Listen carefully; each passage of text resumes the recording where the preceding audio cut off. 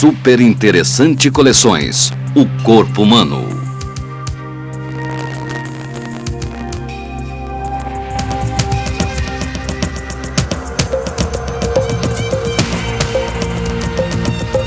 Desvende os mistérios do corpo humano, seus órgãos, suas funções, sua importância.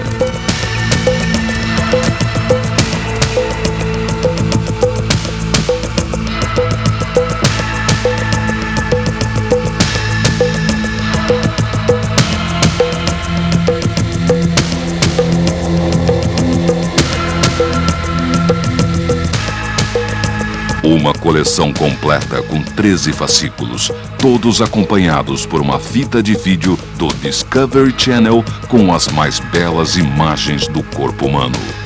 A cada edição, você explorará uma função do nosso organismo. Embarque conosco para mais uma viagem em Super Interessante Coleções, o corpo humano.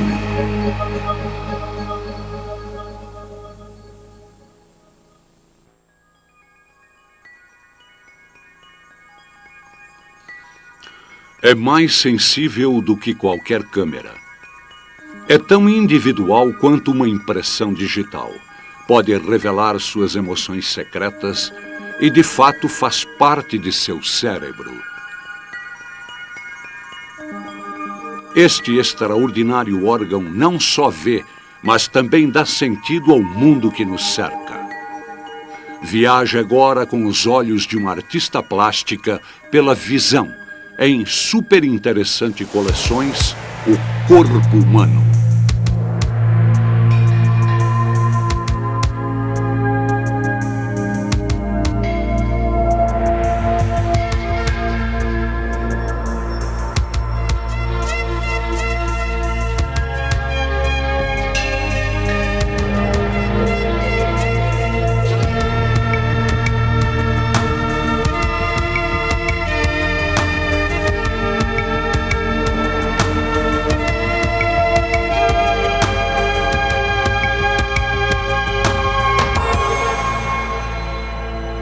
O corpo humano, a visão, janelas para o mundo. Toda manhã, os raios solares penetram nosso mundo, enchendo-o de luz. Como a maioria dos seres vivos, você é dotado de olhos e utiliza essa luz para entender o mundo ao seu redor. Quando você olha para uma cena ou um objeto, você é capaz de interpretá-lo rapidamente, por mais confuso ou complicado que seja. Você vê 4 objetos aqui? Um em cada canto da imagem? Claro que não. Evidentemente, é uma face humana atrás de uma janela. Caroline, nossa artista, usará essa habilidade quando começar a pintar. Mas Guy, que faz filmes, tem de usar uma câmera, e a câmera não pode interpretar nada. Ela só pode capturar uma imagem. Achamos que vemos imagens como uma câmera, mas os olhos e o cérebro estão fazendo algo muito mais complicado. Uma câmera grava cada detalhe, incluindo todas as mudanças de luminosidade. Mas os olhos humanos concentram-se apenas no que é importante. Por exemplo, a cor de uma laranja parece sempre a mesma. Na realidade, nossos olhos e cérebro identificam a cor laranja sob diferentes condições de luz.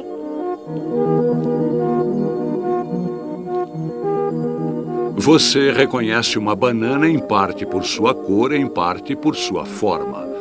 Se você desenhar uma tigela de frutas, procurará margens, formas, texturas e sombras.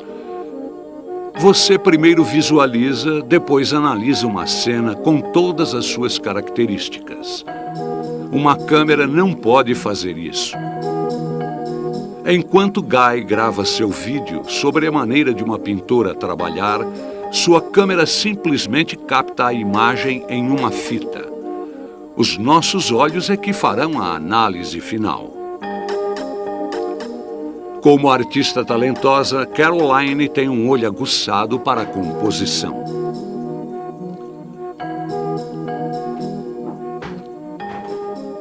O cérebro e os olhos dela sempre trabalham juntos para ver e interpretar o mundo. E é também por meio dos olhos de Caroline que, muitas vezes, as outras pessoas percebem a sua personalidade. Nossos olhos são uma janela para nossa inteligência, nossa consciência. Muitos dizem que é a janela da alma.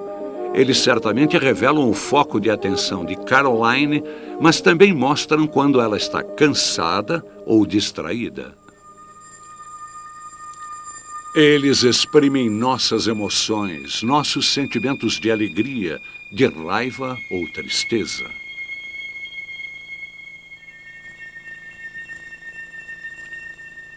Há algo errado? Bem, não nesse caso. É só o pai dela cortando cebola na cozinha.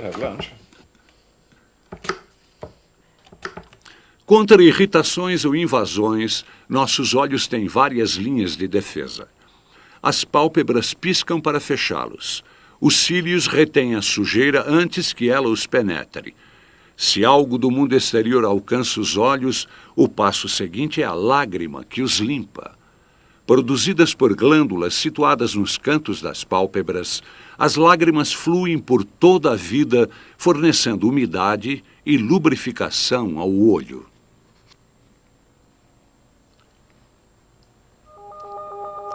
Outras glândulas na pálpebra inferior produzem óleo. Esse líquido especial forma uma camada fina e suave que protege toda a superfície do olho.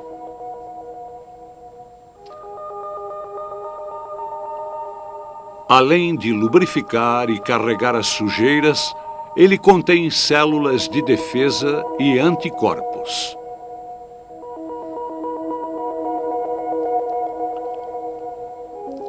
Nossas lágrimas raramente transbordam. Em vez disso, este pequeno rio varre células mortas, sujeira e até pequenos pelos em direção ao canto interno do olho, onde se abre um buraco minúsculo que drena tudo para o interior do nariz.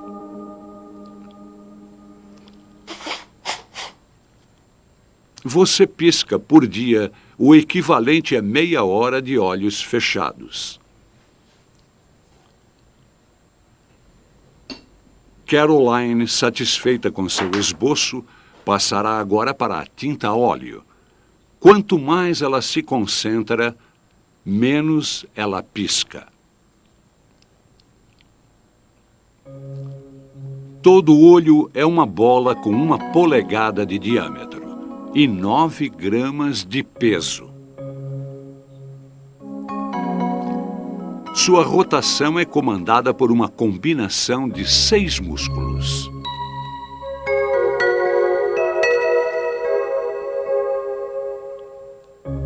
O complexo processo da visão começa aqui. A luz penetra o olho através de uma janela transparente no globo ocular, a córnea. Sua superfície saliente dirige a luz para um foco dentro do olho. A córnea é uma espécie de para-brisas equipado com sensores de dor para proteger este órgão frágil. É formado por 3 camadas principais. A região central é muito fina e elástica, apresentando poucas células que se renovam constantemente. Novas células crescem no interior e, em uma semana, atingem a superfície. Aqui, as velhas células soltam-se e, ainda vivas, são levadas pela corrente de lágrimas. Para focar com precisão, a superfície da córnea deve estar totalmente lisa. Para corrigir qualquer irregularidade na camada externa das células, a película oleosa das lágrimas garante um bom acabamento. Pequenos vasos sanguíneos suprem o branco de nossos olhos com oxigênio e alimento e param abruptamente no canto da córnea. Assim, temos uma janela transparente para o mundo exterior. Atrás da córnea, você encontra a maior atração do olho, a íris. Seu nome vem da deusa do arco-íris por apresentar grande variedade de cores, desde o azul claro até o marrom escuro.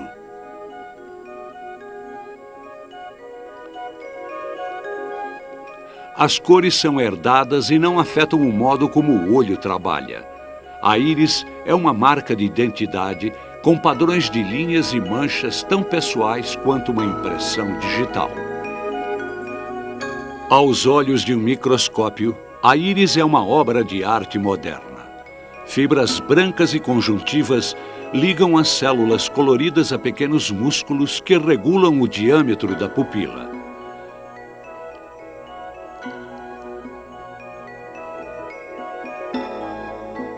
Ela aumenta quando está escuro e diminui quando a luz é brilhante.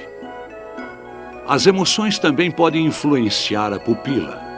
Ela fica imensa quando estamos apaixonados. Olhando através de uma pupila dilatada, apenas parte da visão fica nítida. Ao acender uma luz, a pupila diminui de diâmetro e os objetos no campo visual tornam-se focados. A íris é envolta por um fluido claro. Produzido por glândulas situadas atrás da íris, ele flui o tempo todo para alimentar partes do olho que não têm suprimento direto de sangue. O fluido corre através da pupila para banhar o interior da córnea. Atrás da íris, ele lava a lente do olho, o cristalino. Visto de dentro do olho, olhando para o exterior, está o cristalino, fino, amarelado, preso por fibras como uma roda. Todo cristalino é envolto por um anel muscular. E esse músculo pode se comprimir e alterar sua forma, regulando o foco. O cristalino se torna mais curvo e espesso quando você foca de perto algum objeto. Infelizmente, a perfeição deste mecanismo não costuma durar a vida toda. Quando envelhecemos, as células no interior do cristalino começam a morrer. Congestionado por camadas mortas e inflexíveis, ele endurece.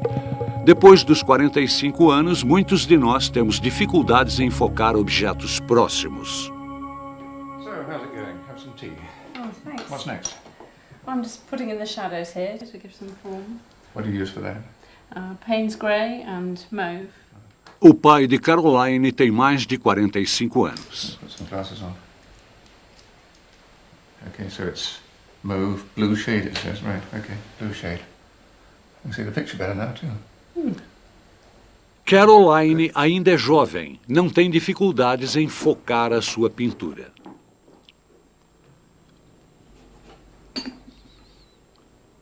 Assim como o líquido na garrafa direciona a luz, os olhos dela cheios de fluido fazem o mesmo.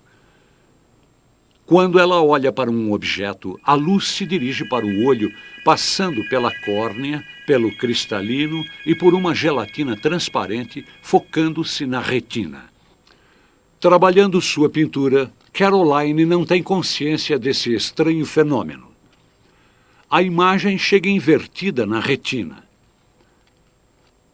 Lá, o estímulo luminoso é transformado em impulso elétrico que é levado pelos nervos ópticos até o cérebro, encarregado de reconhecer o objetivo visto. A retina ocupa 2/3 do globo ocular. Quando examinamos um corte desta camada, é como se alguém tivesse bagunçado os circuitos. A luz tende a atravessar uma densa parede de células nervosas antes de atingir os sensores. Estas são as células que fazem a diferença entre a visão e a cegueira. O número de receptores de luz que você tem em seus olhos é maior do que o número de habitantes dos Estados Unidos, 270 milhões. Há 2 tipos de receptores na retina.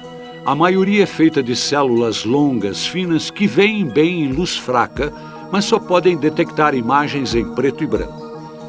O outro tipo de receptor são células pontudas chamadas cones. Elas registram cores, mas trabalham melhor com luz forte. No centro da retina há uma região escura. No meio dela, o microscópio revela uma cratera.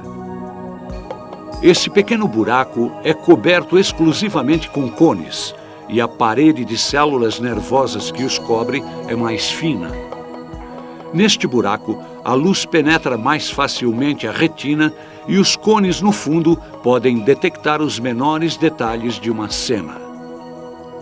Sem pensar nisso, Caroline mantém o pincel próximo ao centro de sua visão para que a imagem caia no buraco coberto de cones.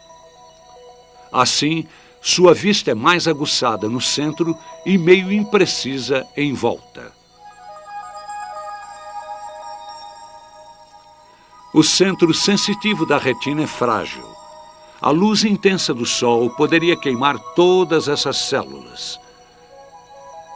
Ainda assim, a visão se desenvolveu para usar a luz solar, para ver o sol e todas as cores do arco-íris. O que você vê é luz refletida. De um limão, só a luz amarela é refletida nos cones dos seus olhos. Por isso a fruta parece amarela. O olho humano pode distinguir milhares de cores, apesar de termos apenas 3 tipos diferentes de cones para cobrir todas elas. Um é sensível a toda uma gama de cores, incluindo o vermelho. Um segundo tipo centra-se no verde, enquanto o terceiro é especializado no azul. Assim como 3 tintas básicas podem ser misturadas, criando um número quase ilimitado de cores, as células nervosas na retina misturam os sinais dos 3 tipos de cones para dar a ilusão de outras cores. Apenas no centro da retina é que há muitos cones. Indo para a borda da retina, os detectores de luz fraca, os bastonetes, assumem. Neste corte, os cones são superados em muito pelos bastonetes cegos de cor.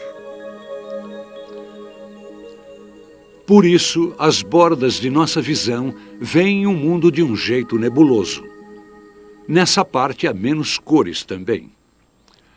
Tudo na visão depende de reações químicas no interior dos cones e dos bastonetes. A reação mais importante acontece quando a luz bate numa molécula de cor púrpura. Ela absorve a energia da luz e a branqueia, assim como um filme exposto à luz em uma câmera.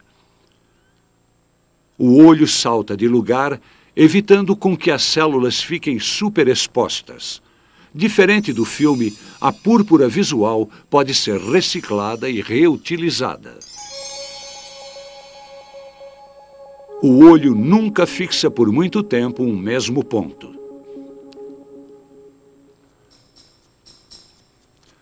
Talvez por isso a técnica de corte de cenas de filmes funcione tão bem. Ela repete o que nossos olhos fazem na vida real. Mas o que a câmera faz com facilidade, girando a uma velocidade constante através de uma cena, é impossível para o olho humano. Este deve fixar e analisar uma série de pontos ao longo da linha.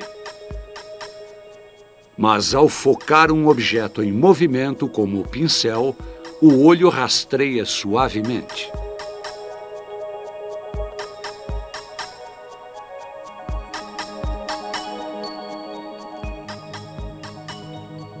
Dentro do olho, bastonetes e cones transformam a luz em sinais elétricos que fluem através de uma rede de nervos. Mas todos esses nervos são mais do que apenas fios carregando mensagens ao cérebro. Como uma vasta rede de computadores, eles analisam os sinais para determinar onde estão as linhas e as bordas do que vemos.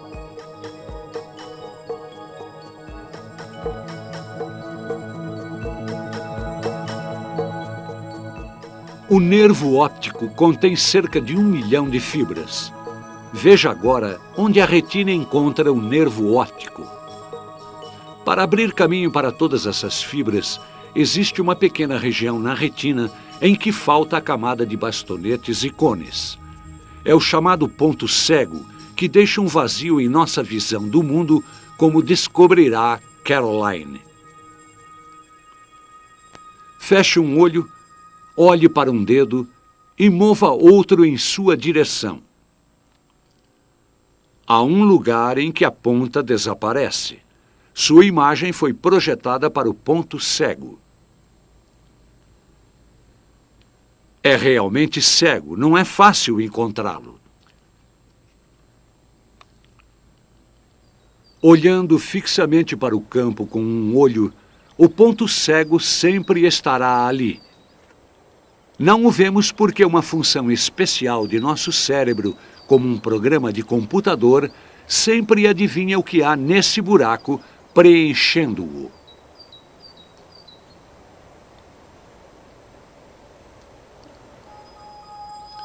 Outras funções no cérebro ajudam a medir velocidade e distância. Como todo animal que caça, desenvolvemos nossos olhos na frente da cabeça. Aqui os olhos de Caroline vesgam para mostrar a ela a distância do pincel. As distâncias nesta pintura são ilusórias. Ela é plana, mas nossos olhos podem ver 3 dimensões. A câmera revela como. Enquanto se move, captura diferentes pontos de vista, da direita e da esquerda. Nossos olhos também passam ao cérebro 2 imagens, mas este tem um programa que as combina. No lugar dessa mistura, achamos que vemos uma imagem em 3 dimensões. Assim, Caroline pode direcionar seus olhos e sua atenção à pintura. Os sinais elétricos que ativam esses programas traçam seus tortuosos caminhos através do olho até a parte de trás do cérebro, onde percebemos a visão. Mas enquanto os sinais se separam e se combinam, eles se parecem cada vez menos com a pintura que ela acredita ver. O cérebro seleciona os componentes da cena. Ela vê formas complexas, cores sutis e deve ver e guiar o movimento de suas mãos em resposta a esses sinais. Uma parte do seu cérebro analisa a imagem e seleciona linhas e margens.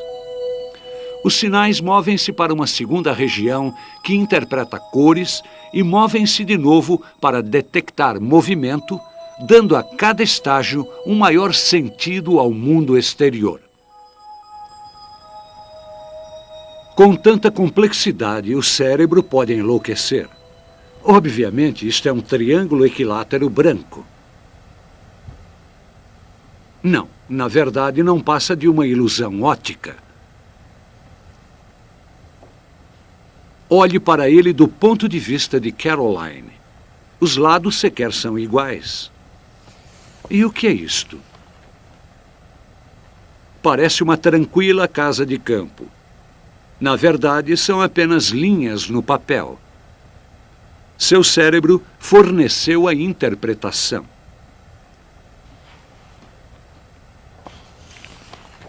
Isto é um vaso ou são 2 rostos? Você está diante de uma ilusão óptica quando há mais de um modo de interpretar o que o cérebro vê. Mas esses momentos de confusão são um pequeno preço por todas as vezes em que o cérebro acerta tudo. Aqui, a câmera apenas grava um objeto branco mudando de posição e tamanho. Nosso cérebro vê um cavalo em nossa direção. Nosso computador cerebral faz com que as cores permaneçam sempre iguais, mesmo se a luz mudar drasticamente. A câmera enfatiza as mudanças reais, enquanto o olho e o cérebro insistem que o laranja é sempre laranja.